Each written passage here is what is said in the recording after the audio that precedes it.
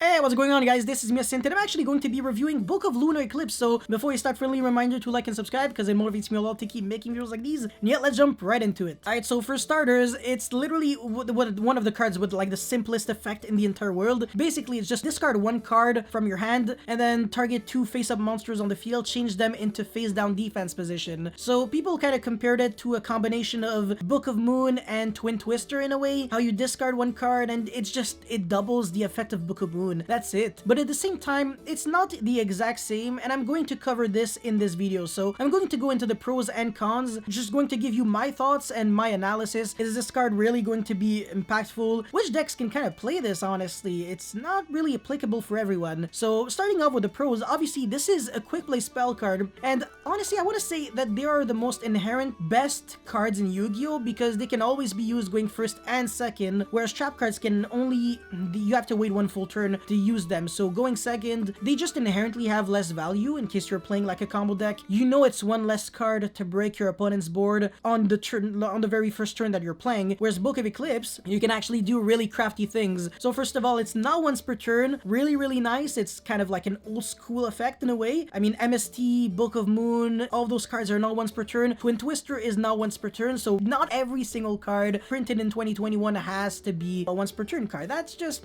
that's useless, you know? Yeah, it's just a better Book of Moon in case the discard doesn't really hurt you. In case you're playing like, let's just say Danger Thunderbird, there's actually an interesting, not combo obviously, insane combo, Book of Lunar Eclipse, Pitch Thunderbird, but interaction where since Danger Thunderbird actually gets to destroy any face down card on the field, any set card, and not necessarily any set spell or trap, well, on resolution of your Book of Lunar Eclipse on a separate chain link, your Thunderbird will trigger to destroy one of the two cards that you actually set, so that's just extra value. Basically, we were able to destroy one card and Book of Moon one card, and it didn't really cost you too much because honestly you probably wanted that Thunderbird to go to the graveyard anyways. Speaking of other decks that want their cards to go to the graveyard, I can think of Phantom Knight, Orchestra, honestly a bunch of decks, man. Literally anything that loves the graveyard. Technically even Virtual World could play this. In Zodiac I really wouldn't try. You really want every single card in your hand. You don't really want to pitch anything. In Virtual World it's not the same thing because you could discard like a King Long. It's just a card that's kind of dependent on the deck that you play, really. This card has a lot of extra value going second, and I'm going to explain myself. So let's just say that you play Cyber Dragons, you have Cyber Dragon Core, Book of Lunar Eclipse, and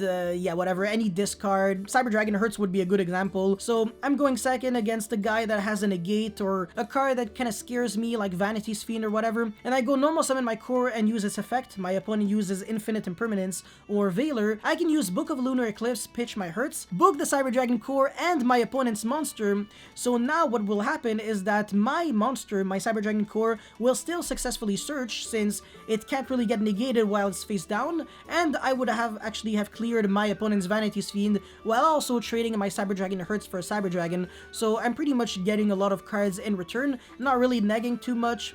This is something that people were doing quite a lot back in the days with Book of Moon. They were pretty much using Book of Moon really often on their own cards because everybody played, well, not everybody, but a lot of people played Breakthrough Scale. In fact, Veiler, Fiendish Chain, those cards were staples, especially Breakthrough and Fiendish Chain. Can't really think of a lot of decks that didn't really play those cards before 2014, basically. And yeah, being able to accomplish pretty much the same thing is really nice. One thing that I do have to note though is that booking yourself isn't the same thing as destroying yourself. So let's just say I use the effect of my Cyber Dragon Core, he goes negate, I use something else to destroy my Cyber Dragon Core, and then he chains something to negate on like Chainlink 4 or something. Well, since the last thing, the highest chain link was something to negate my core, and my core is now destroyed, it still doesn't actually resolve because it wasn't booked. This is a bonus that Book of Moon really has. Regardless of the amount of negation that they used in higher chain link, your monster is still always going to successfully search. So this is the case with Subterra Guru. Guru can get Widow anchored 75 billion times, and it doesn't matter, it's still going to successfully search because exactly just like I said, face down monsters, their effects can never really be negated. Well, technically it's not necessarily that, but I just don't really know how to explain it. So if there's actually a judge in the comment section below, I would appreciate you if you could actually do the job for me, so thank you so much. Anyways, that's unfortunately all I had to say for the pros. Now let's get into the cons. So first of all, this card is quite not exactly like Twin Twister, since it actually has to specifically book two face-up monsters on the field and not up to two monsters. Now you might be like, okay, whatever, it doesn't really really change anything because every single time I'm using Book of Lunar Eclipse, it's always to book 2 monsters anyways. Well, you're not wrong, but let's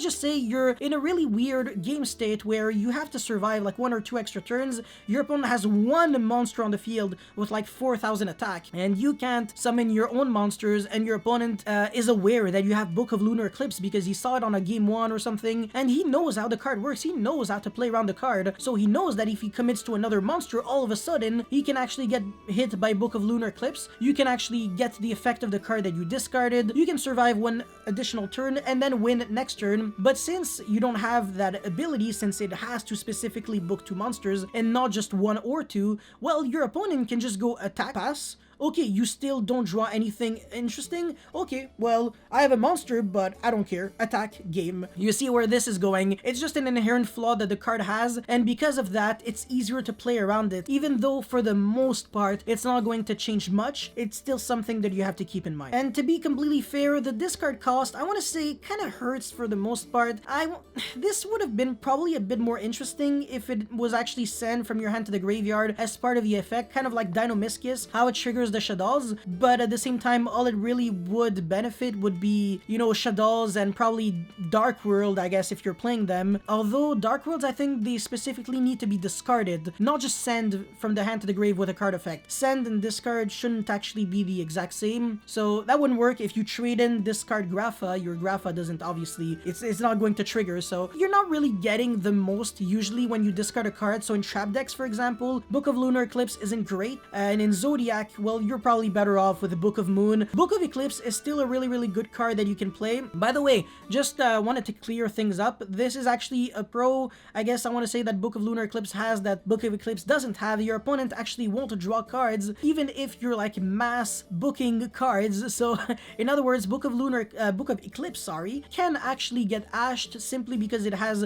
draw in like the card text. Technically, it's not the only way it would actually have to work if you want a card to be ashed, but you get what I'm trying to say. Yeah, just being able to not give free resources to your opponent is quite nice. But to be fair, I think I would have appreciated a little bit more if Book of Lunar Eclipse kind of did a bit more than just book 2 monsters. Obviously, they had to respect the theme of Book of Moon, Twin Twister, how every, you know, it would be nice actually if every single like old school card like that got like an evolution where it's always the exact same, discard 1 card but do like double the action. So yeah, anyways, in conclusion, I don't believe that this will be like a revolutionary side deck card, but I do think it'll be techy and might replace Book of Eclipse for certain decks, not every single one of them, because I still do believe that Book of Eclipse is a bit better, and Book of Moon is just more universal. It's easier to play, it's a clean 1-for-1, doesn't really have any drawbacks or any weird restrictions or clauses or anything. It's just book 1 card, like book 1 monster, can be yours, could be your opponent. Simplicity is usually key. So that's all I had to say and showcase, or I guess just talk about for this review on Book of Lunar Eclipse. If you guys have any comments or feedback or suggestions, definitely let me know in the comment section below. Don't forget to like and subscribe because it motivates me a lot to keep making videos like these. That's pretty much it. Thank you for watching. I'll see you next time. Peace.